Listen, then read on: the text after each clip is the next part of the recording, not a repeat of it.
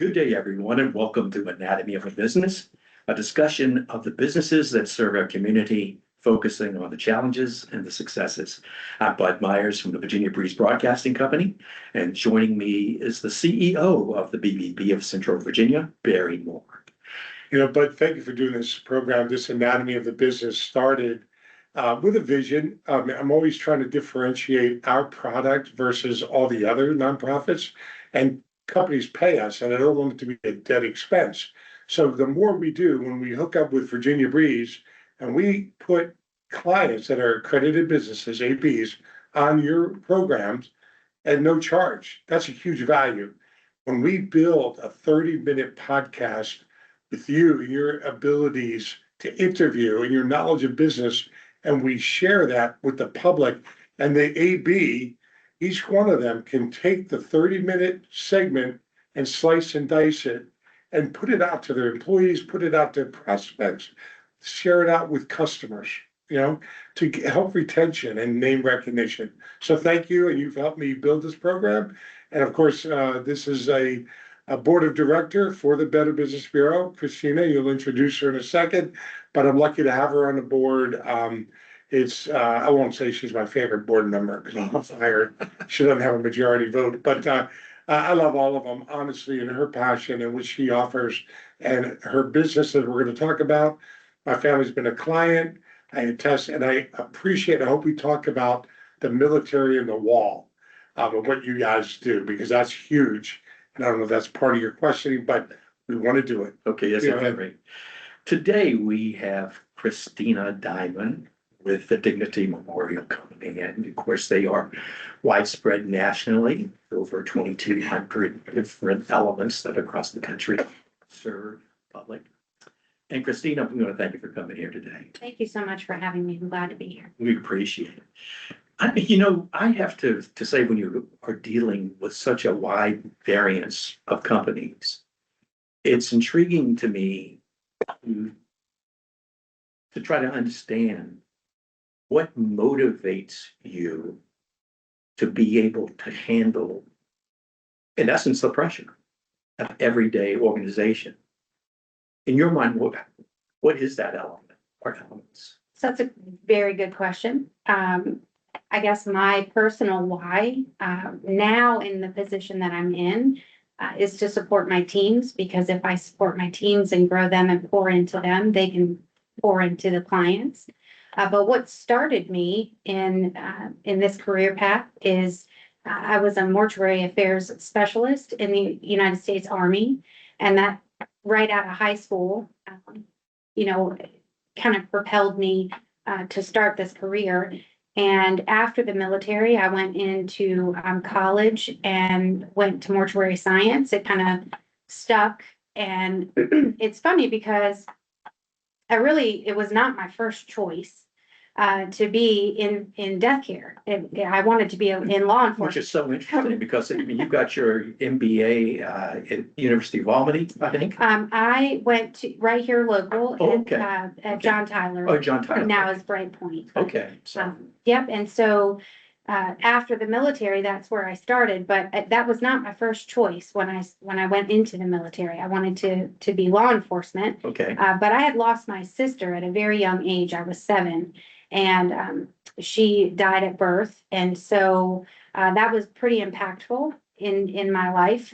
And so I didn't know it then, but that was a kind of driving force for me, because at 7, my parents didn't allow me to attend her services. So they had a full service for my sister, and I was not allowed to go.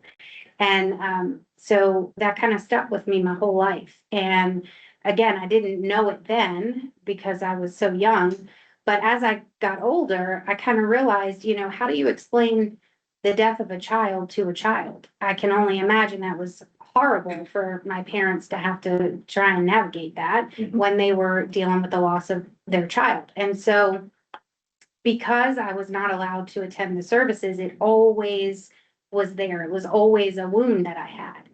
So fast forward, I graduate high school and I go immediately into the military, and I remember kind of funny, they give me a whole list of jobs that you qualify for. And the two that stuck out the most to me were petroleum supply truck driving and mortuary affairs. And I was like, well, I definitely don't want to It goes in drive a hand. bomb overseas. So I think I'll pass on that one. And so you talking to the recruiter and I said, well, mortuary affairs, that's like CSI, right? Like that's what it is. And, oh yeah, that's exactly what it is. It's nothing like that, by the way. So that started it. While I deployed, go through all the training and boot camp and do all the things, and my unit deploys to Mosul, Iraq. And so while I was over there, I had a pretty substantial event that happened. And so my unit was tasked with getting our soldiers back home. And so that kind of stuck with me because when you're in the military and you're mortuary affairs, you don't have the family element. You're solely with the soldier, with the decedent, and getting them back home. And while that's super important, I couldn't get past the fact that this family doesn't know yet. I know and they don't know. And so that called me, it pulled and pulled and pulled. And so when I got home from deployment, I got out of the military and went into college almost immediately for mortuary affairs and mortuary science. And I've been doing it ever since. And so I've been serving the community as a licensed funeral director and embalmer since then. So I'm going on about 20 years now in death care. And so that's my why. It's a very long story, but that is what draws me to do what I do, because I have my sister and the childhood grief element and guiding, being a beacon for families that have to go through that, because I have that personal experience of what that feels like from a child side of things. And then I have the military pool and the just service and giving back to people in that way. And so that is my why. And that's what gets me through the hard days, because there are those. And that just kind of allows me to pour into people that I'm serving, and whether that be my team or the families that we're serving, or both. And most times it's both. Let's start with the team. Sure. So on a day-to-day basis, are you developing, or do you have a plan for the development of that team? Do you have a plan sort of to further educate or to develop a skill of that Absolutely. team? So in my role, we kind of have stages, right? So you have the licensees who have been through the mortuary school program, they've got their degree, they've passed their boards, and so they're newly licensed, fresh out of college. And so you have that. Then you have the senior licensees who've been licensed, like myself, who've been licensed longer than myself. We also have our support staff who are non-licensed, and they kind of serve the licensee role with helping facilitate, showing families where to go, and helping set up for a service, or helping make sure there's water and those sorts of things, moving flowers. And then you have apprentices. And so apprentices may or may not still be in school. Most of the time they are. They're not fully licensed yet, but they're certified to practice under direct supervision of a licensee. So there's so many different training elements and professional growth elements that go into what we do. So there are plans in place for that. And professional growth and development is super important to me for my teams, and meeting them where they are. Okay. So it can't be a blanket training. It can't be just a one size fits all, because it doesn't. There's Right. so many different elements to it. And so there's so many different training pieces to that as well. I get it. So let's talk a little bit about that. So in the elements that you have here in Richmond or in Central Virginia, what exactly are your core operations that you have? So for licensees, you have kind of two segments. And a few years ago, we split the license. It used to be, when I came through, You had to do all or nothing. You had to be a funeral director and an embalmer. There was no choice. Now there's a choice. And so that kind of further complicates things because you can be a funeral director and not be an embalmer. Or you can do both. So again, meeting people where they are. But the core training elements to that is once you have a kind of the theory when you get out of college, they teach you just the foundation of what it is. But learning the hands-on part is probably the most important. So that's getting in there with client families, shadowing a licensee, doing the sort of business element to it, the paperwork and the legal part of it, but also intertwining the compassion part. Compassion's hard to teach. You either have it or you don't. And so when I'm recruiting, that's a big part of what I'm looking for. Do you have a natural knack for compassion? Is it there or is it not? Because I can teach you all of the fundamental skills of this is how you know, cross your T's and dot your I's on paperwork and logistical things. But I can't teach you compassion if your heart's not in it and your heart is not there. There's really not a lot I can do with that. So it all starts with recruiting for me.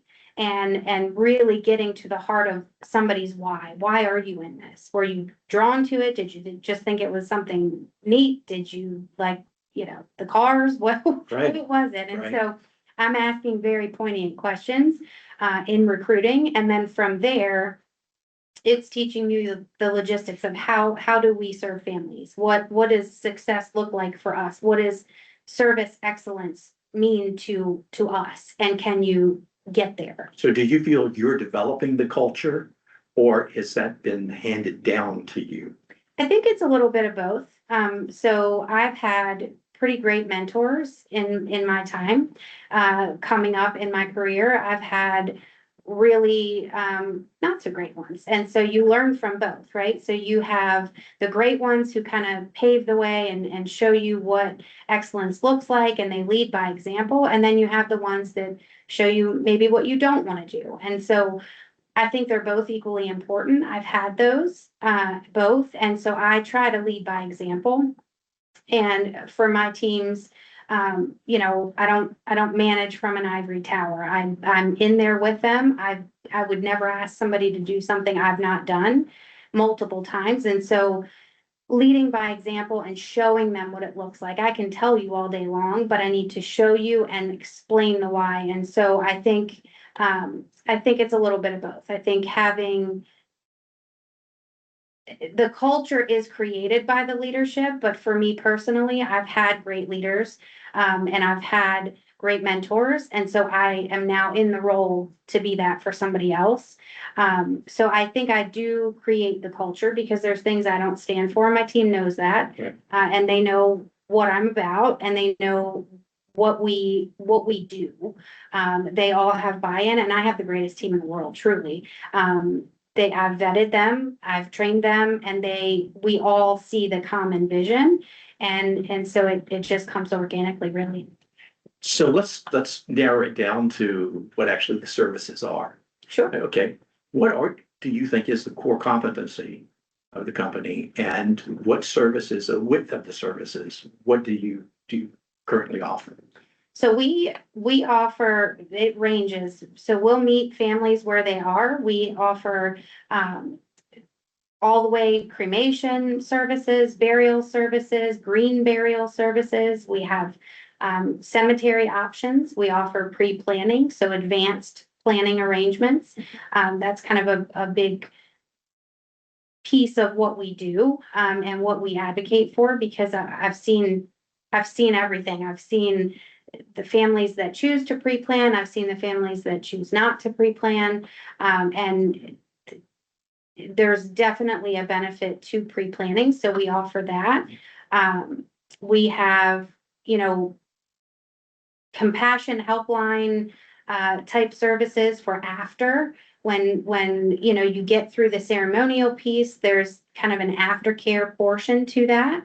And so we offer those services as well. We have travel assistance for for families, we have personalization options. There are, cemetery personalization, there's funeral home personalization. So really just offering whatever the family finds healing and meaningful to help get them to where they need to be in their grief journey, we can help facilitate that. I think this is the hardest problem in my mind if I was setting the issues, is you're dealing with a terrible time for the most part, most people.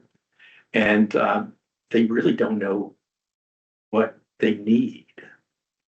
Very true. They don't know also, they're not educated to it. So here you are trying to navigate the process. But there's also got to be some level of education. For sure. So, and we do that, that's the community relations piece to what we do. So we are always out in the community talking kind of benignly, right? Because there's a difference between talking in crisis and talking just like we are here. And so community events and getting to meet the people before the crisis happens. Outreach. And right, so the outreach piece is the education piece. So working with Barry and doing different things. And we have, have hosted podcasts here, and we have some more upcoming, just to get that education piece out there and just kind of grassroots, like, hey, let's chat about what your options are. So there's that.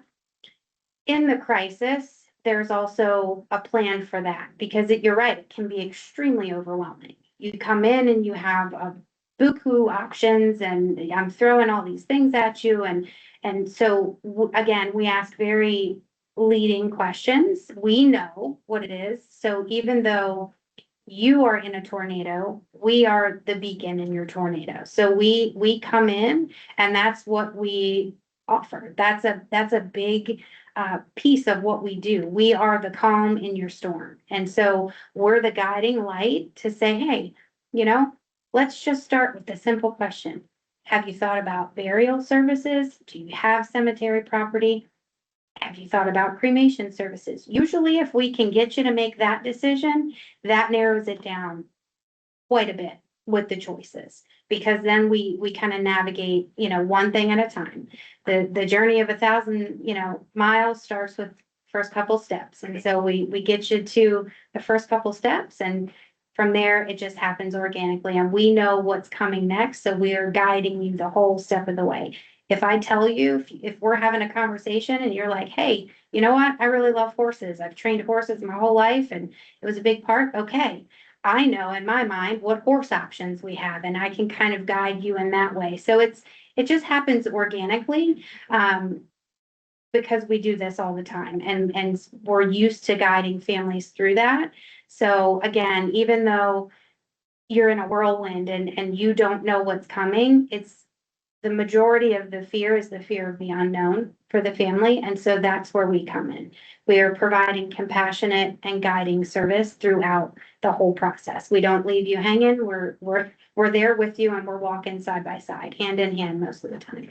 But Krystina is very modest, and you don't know this story, but this is awesome. So all the funeral homes in the area, if they're accredited, they're at bbb.org.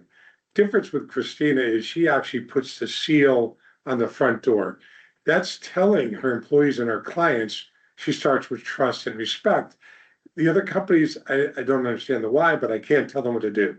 What Krystina did with the DEA, and you remember this a year or two ago, I put her on the spot. It starts with her heart, and that's what she leads with. And she is incredible. We brought in families, and we invited children in, part of the Ignite conversation, and we talked about fentanyl overdoses. And she told the kids in the audience, what you might be gone, but this is what your parents and your siblings are going to go through.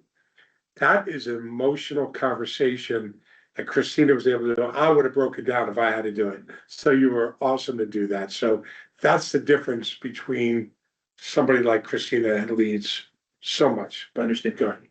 So you can't create empathy in a person. Can you train them? To some degree, you can train them with kind of scripted responses, right? So I can tell you, okay, if somebody's crying, here's what you do, or if somebody is asked this question, here's what you say. True empathy is either there or it's not. So you can't fake that. Right, You either care or you don't. right. And so that's a really, really difficult thing to be able to instill in someone if they don't have it, if they don't have a knack for that. Again, that goes back to the recruiting piece. So, Exactly. so making sure that you're asking the questions that will lead you to the answer you're trying to get to upfront. Because yes, I can train you with a scripted response and say, okay, make sure you say it this way, but if you don't have that compassion for people and that heart of service for people, that's a really, really difficult thing to train. So hard to find. It is. And so now that you have them, how do you retain them? So I am a people person. I have a philosophy, again, lead by example. So I'm not going to ask somebody to do something that I wouldn't do myself. So most of the time I'm in there with them, showing them how to do it. But I also feel like you do right by your people. You should. Every business owner, manager, you treat people right. You just be a good person, and you treat people the right way, because if you give and adapt to being flexible, and they're human beings. My team are humans, they have families, they go through the same trials and tribulations that we all go through. And so I am adaptable and flexible. Things come up, things happen. And yes, there is a business element to it, there is a business need, but there should be a plan B. If somebody's child gets sick, if you need a half a day off, if you have a doctor's appointment, these real life things happen. And the second that we lose sight that our human resource is our most important and valuable resource, it's all gone after that. So if you take care of your human resource, they will in turn have the resources and the strength, and what we do is emotional. Right. We carry this emotional weight day in and day out. And so that remains forefront in my mind when I'm looking at my teams. They're dealing with the emotion and the compassion fatigue that comes along with what we do. So you have to remain flexible. Right. And understand that it gets heavy sometimes. And so my job is to make sure that they have the strength that they need and the resources that they need to take care of our client families and be what they need to be for their day to day. And so that's kind of my philosophy with it, is you take care of your people. It all starts with them. Got it. And so they'll take care of your clients. So we have people in place. So you have so many different elements of this puzzle. Absolutely. So how do you quality control each one of those elements? So a lot of check-ins. There's a lot of check-ins. There's communication. I am huge on communication. I tell my kids that. I tell everybody I come in contact with that. 99.9% of the world's issues could be solved with effective communication. I'm a firm believer of that. Now, that goes into the workplace too. I have that in my home. I have that in my daily life. It's part of the fiber of who I am. And so communicating with my people, emotional intelligence is a big piece to that, kind of being able to read the situation without putting the onus back on the people. Oh, let me know if there's anything I can do. I need to be able to read, hey, something's going on with you today. Let's talk about it. Tell me what is going on in your world right now? What's keeping you up at night right now? And kind of navigating. So the same way I would with a client family, quality control with my people is the same. So we're in constant communication. I'm in, doing scans of each location, making sure everything is kind of running smoothly. It's set up smoothly. There's nobody kind of frazzled and running around, and just having that emotional intelligence piece, being able to pick up on cues, right? So body language cues, have they been late 3 times this week, that sort of thing, and kind of pulling them in and just mentoring them through it. Hey, tell me what's going on. How you feeling Okay. today? What's, have you done any self-care lately? Have you, went to the batting cages or whatever it is that you do? Have you golfed recently? Those sort of Gotcha. things, and making sure that they're balancing The balance. that Yeah. in their own world. Yeah. So I'm kind of seeing it from a high level and giving them the pieces, but making sure that they are balancing and managing their own kind of world and making sure they're caring for themselves too. But it all comes back to communication. Okay, so you come in the morning. Are there any key elements or key numbers that you look at? Always. So no 2 days in my world are the same. So there's a pivot kind of in real time, all the time, between the human resource piece to it. So coming in, making sure I greet everybody, saying good morning, kind of feeling out, reading the room and seeing how everyone's doing. And then looking at just overall metrics for all 5 of my locations, making sure, nothing is miscoded or those sorts of things, seeing where we're at. There's some things I look at monthly, some things I look at daily. But really is checking in with my people. Kind of that's how I start my day. I Okay. come in, make sure my people are good to go, set up, they have a plan in place for the day. And then, flipping from that to the logistics. Okay, what is it that we need to do this month? Where are our metrics? Where do our metrics need to be for the next month? Kind of P&Ls and that sort of thing, the business back end side of things. Right.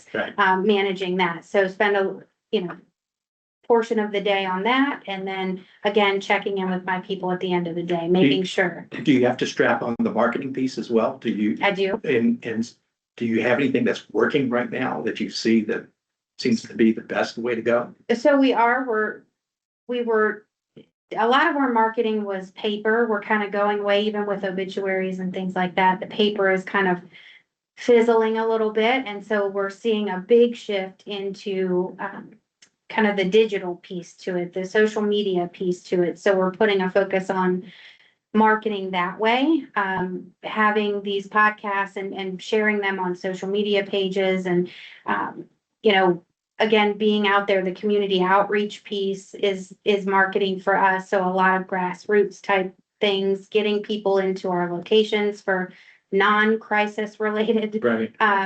things that we have host different groups within our funeral home. So we have senior resource groups that meet there. We have the Encorepreneur group that meets there. So kind of networking with them as well. And you're in the community. For sure, Yeah. for sure. And so making sure that people know who we are. Again, it doesn't always, you don't have to meet us when you're totally in crisis. We are out there, we provide support and we do these community outreaches. We have, Barry mentioned the Wall of Honor. So we opened that at our Perham Road location. And so What is that? so we had, there was an exhibit with the War Memorial Right. at one point, and it was all of the Virginia servicemen and women who died in the War on Terror. And they were all their pictures and, dates and units and things like that were on this memorial. And it was in storage for quite some time. And so we were over there at an event at the War Memorial, and we saw it and said, well, this needs a home. This needs to be out there. People need to be able to have this space to come and remember their loved ones and have them, honored in that way. And so we took some measurements of our old casket selection room, and it fit perfectly. It was like it was meant to be. And so we renovated that space, and we worked with the War Memorial to bring that over to our location, and now it is on full display. So anyone at any time without an appointment can come in during business hours and spend time in there and pay tribute and gratitude to those men and women who lost their lives. Good deal. So as we round this up here, what would you give as far as consumers out there information? What would be the best advice if they needed your services? So the best advice, always, if you can, talk to one of us ahead of time before you're in crisis, please reach out. And, you can reach out to any of our locations, and just, even if you don't know what to say, just, hey, I don't really know what to say, but I know I need to make plans, and we will guide you from there. If you're able to do it ahead of time, I would highly advise that you at least start that conversation. And not just with us, but with your family.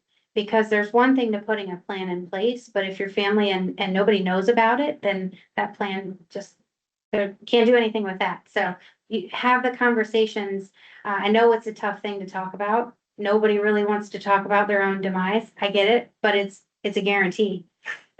It's gonna happen eventually, and we plan for all sorts of things in our lives. We plan for, weddings and birthdays and, all types of different events and illnesses and all this sort of thing. And some of those things never happen. This is one thing that is guaranteed will happen at some point, and yet most people don't plan for it. And so I would highly, highly advise anyone, even though it's a tough conversation and it's a very real one, and doing it ahead of time will limit the amount of stress that your family has to go through when they're fully in crisis mode and something does happen. So I would recommend that everybody who is able at least start the conversation ahead of time and plan ahead of time. Well, your name is Dignity, Yes, and I see a lot of heart coming out that side of the microphone. I appreciate that. So if you are in the need to have consultation, to provide services for your family, you certainly want to look at Dignity Memorial to provide those services for you as one of the great businesses of the BBB. Until next week, I am Bud Myers, sitting in here with Barry Moore. We will be talking to you soon. Bye-bye.